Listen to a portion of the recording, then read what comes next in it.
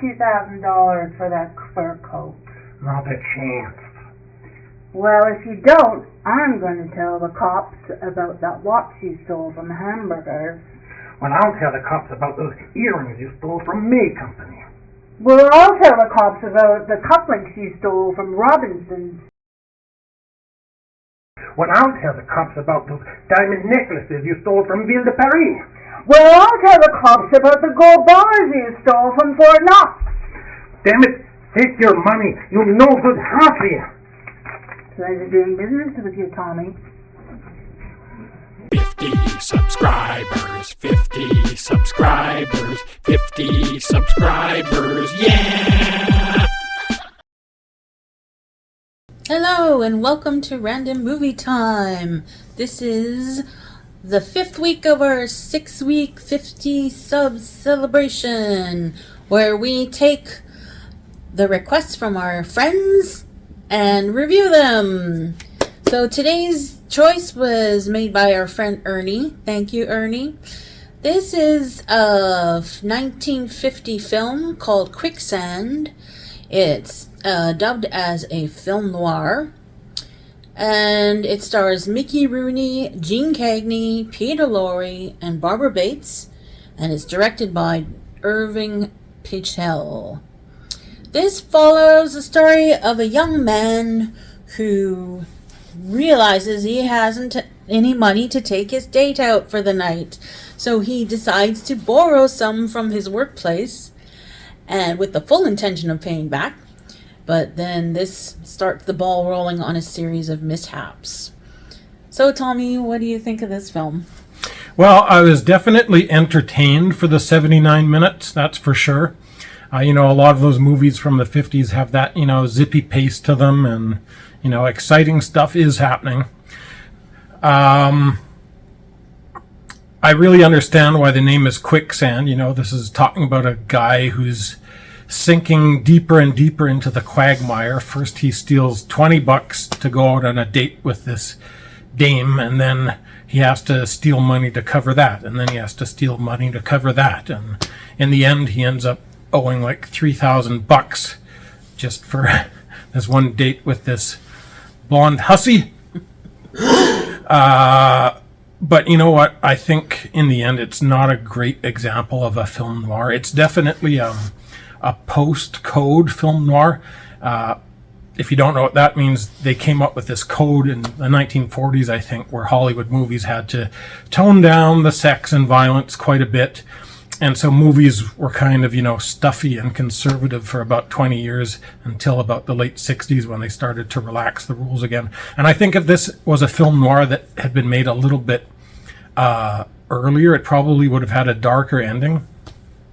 We were saying, definitely at the ending anyway, this movie almost sort of becomes Disney-fied, like it's like they sort of tacked on this happy ending, and everybody learns a moral lesson, but it's not too bad and all of it. Anyway, so I've definitely seen better examples of film noir. The location was interesting. Santa Monica Pier, sort of seaside resort town, or it was then anyway. I don't know if it still is, but so, you just had all these Ferris wheels and rides and penny arcades, and there's like this sort of jovial calliope music that's following the characters around everywhere, even in the midst of all this violence and crime going on. So that was kind of a funny juxtaposition to always be hearing this music, while the guy is like murdering a guy in a parking lot or whatever. I thought that, Mickey Rooney's good, but I'm kind of thinking he was miscast in this.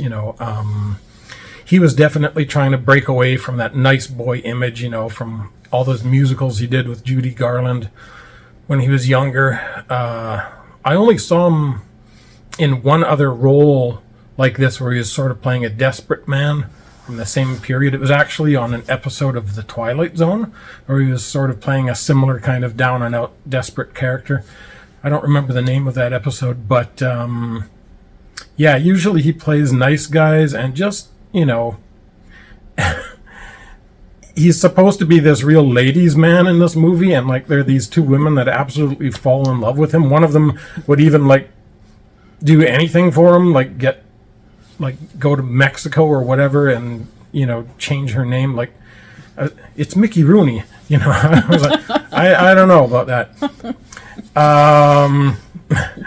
Peter Lorre also, like, he's always great. He's one of my favorite actors from that time period, but I think he was also a bit miscast as, supposedly being this really physically imposing, loan shark. And,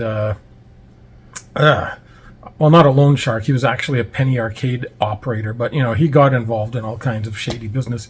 But, he's pulling a knife on Mickey Rooney and he's getting into a fist fight with him. And I'm like, well, maybe Peter Lorre is physically imposing to Mickey Rooney, but maybe that's why they cast Mickey Rooney, because they wanted somebody, that Peter Lorre could tower over. But anyway, yeah. So in the end, it was okay. There was some fun parts, but I think if it didn't have those two cast members, I don't think it would have been a really memorable or noteworthy movie. What do you think, Shannon? Yeah, I liked the movie. I mean, I'm a big fan of film noir, and this, like you say, this is I never thought about it being a post code movie, but it totally makes sense now that you bring it up. It is, like you said earlier, Disneyfied version of a film noir movie, I would say. And the fact that Mickey Rooney's character, usually in film noir movies, the main character is pretty strong, like is pretty strong character, pretty savvy. And Mickey Rooney's character is just stupid. Like, he doesn't know how to do crime. He fucks up all over the place. He's just like, whereas in a pre-code film noir movie, likely the hero would know how to, well, first of all, he probably wouldn't do those things, but if he did, he would know how to cover his tracks. He would consider all angles. So that kind of took me out of it for that. I mean, I love Barbara Bates as the female second female lead who Mickey Rooney steals money for to go on a date with. She's really, really great. And she really plays him. She really plays Mickey Rooney's character, and she is the typical femme fatale kind of thing in film noir, in the film noir movie, and she's really, really good at it. And I have to say, I kind of disagree with you about Peter Lorre. I think Peter Lorre was really well done. I think he did a really good job, and I think he suited that role pretty well. I mean, he makes some really interesting choices as an actor, which I really appreciate. Like, there are times when some actors would just, kind of go over the top with it, but Peter Lorre has this way about him where he's so suave in a way, but he's smarmy, but he's, I don't know, he's so good, and he makes some really, really good acting choices, I thought. And throughout the whole movie, I kept thinking to myself, oh, this is gonna happen, and it never does. I'm not gonna tell you what. I don't want to spoil it, but I mean, I have to admit, that part of it, like, you don't really expect some of it. You expect something that doesn't happen a lot of the time. I think for me, maybe it was because I was looking at it as a film noir movie and not as a not film noir movie. Maybe that's why I kept expecting these things to happen that didn't happen, and that's another reason why it didn't feel like a film noir movie to me. Maybe that seems like nonsense, but if you watch the movie, you'll probably get it. Yeah, not much else to say. I mean, it was a short movie, which is good. I mean, it's nice that it doesn't drag on, because it doesn't need to.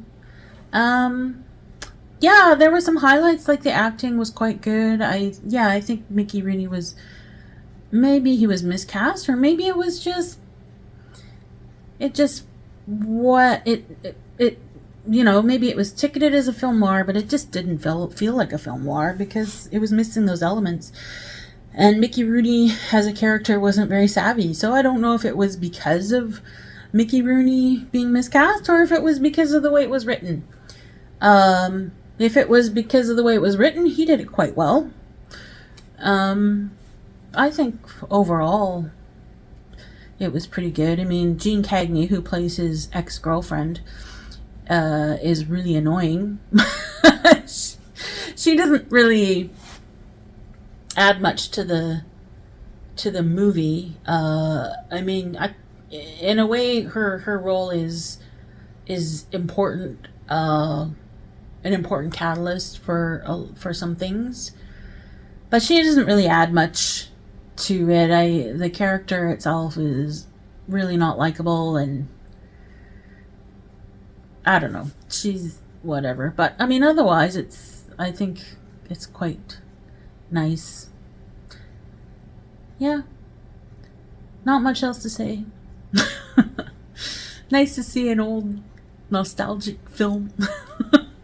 Make me feel like I wanted to sit there in a cinema and watch and eat popcorn. Yep. I felt like I should have been out on a date and having popcorn in the theater with good old Mickey Rooney on the screen. Well, thanks, Ernie.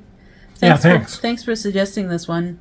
It was really great to be able to discover a new old film. Yep.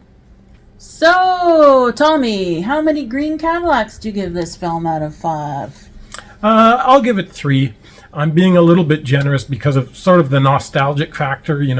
I like these old movies from the 50s, and I like Peter Lorre, so I'm giving it an extra half star just for that. Otherwise, it would be 2.5, but I think I'll give it 3. What about you, Shannon? How many green Cadillacs out of 5? Well, I don't think I'll be as generous as you. I think I will give it a 2.5. It just didn't have the right feel for me. I guess it was partly me because I was expecting it to be like a film noir kind of movie, and in the end, it really wasn't. But yeah, like you say, they had to stick to these moral principles. Maybe they should have gone to Italy too. Who knows? But I guess that's all we have to say on that subject. Next week we'll be doing our final request video for this round. So thanks everybody, and we'll see you next time on Random Movie Time.